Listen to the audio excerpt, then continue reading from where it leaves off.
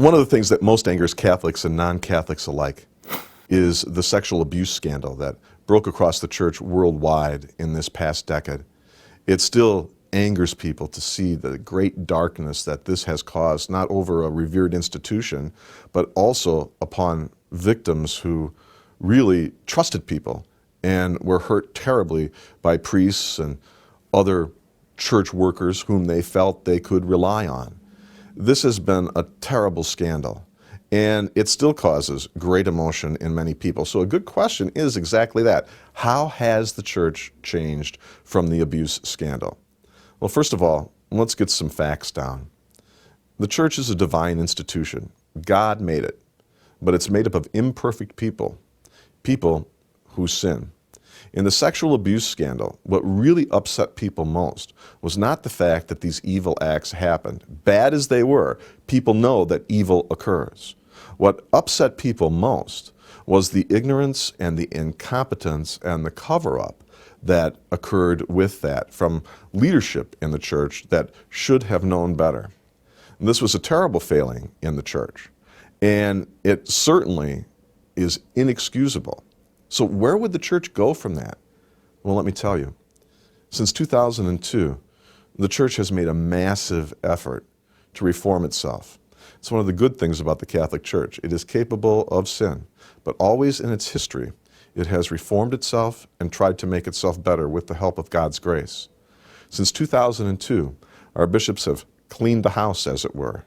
They've instituted practices and programs to make sure that the evils of sexual abuse are brought to light and that really they never occur again. What would those be?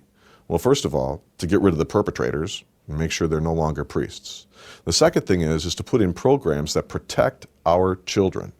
Hundreds of thousands of church employees and volunteers across this country have been trained in the past 8 years to recognize the problem and to develop programs and practices within their own institutions and parishes to make sure that children are kept safe.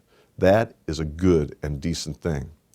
And thirdly, we have to have a little humility. We have to know that we did wrong, and we have to be willing to apologize for that.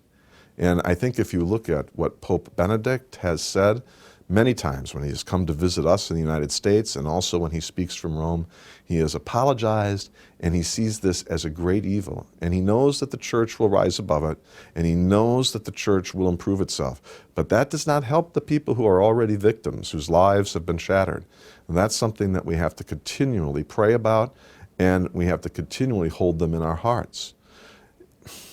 The evils of sexual abuse are not confined to the church. Just look around. Public schools are having to deal with this same problem.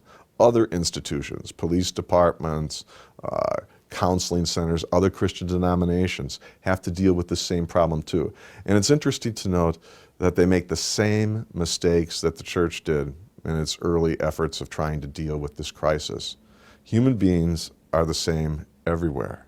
One of the things that I think makes the church exceptionally good about is this, namely that I do not know of another institution worldwide, tell me if you do, but I do not know of another institution worldwide that has so reformed itself and done it so publicly and has made such an effort to make sure that this heinous activity never occur again. Think about that. We are guilty of sin, but we are also capable of repentance.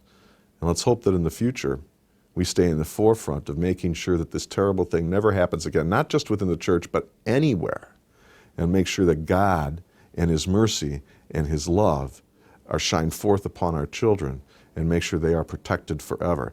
That's the way the church recovers from the abuse problem. That's the way the church recoups its own identity and character and integrity. That's the way the church shows that Jesus Christ is still alive within it today.